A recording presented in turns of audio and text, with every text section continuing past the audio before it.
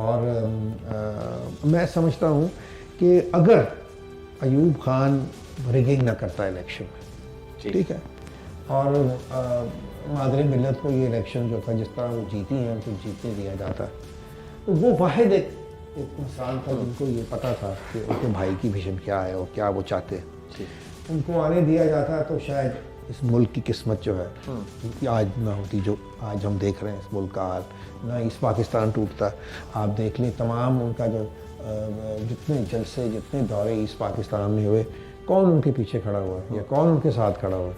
कौन खड़ा हुआ है? शेख मुजीबुर रहमान। ही वॉज उनका चीफ पोलिंग ऑफिसर था वो थे।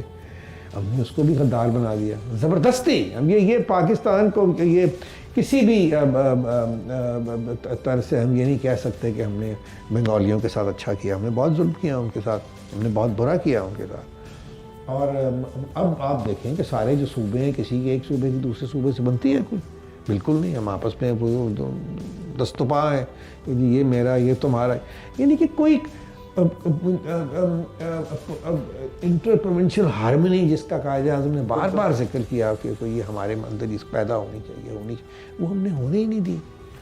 हमने आपस में क्या कहते हैं, अब मैं समझता हूँ कि भुट्टो का जो कत्ल था वो एक बहुत बड़ा फैक्टर था कि आज भी हमें ये ताना दिया जाता है, हमारे सिंधी दोस्त ताना देते हैं कि क्योंकि वो सिंधी था तुमने उसको भी मार दिया, उसके बच्चों को भी मार दिया, अगर पंजाबी होता तो हम देखते ऐसे। सो ये एक हार्श रियलिटीज हैं ये सारी, ठीक है, और हमें एक्सेप्ट करनी पड़ेंगी। एक्सेप्ट क्या, हम क्या कर सकते हैं? एक्सेप्ट किए बैठे हैं।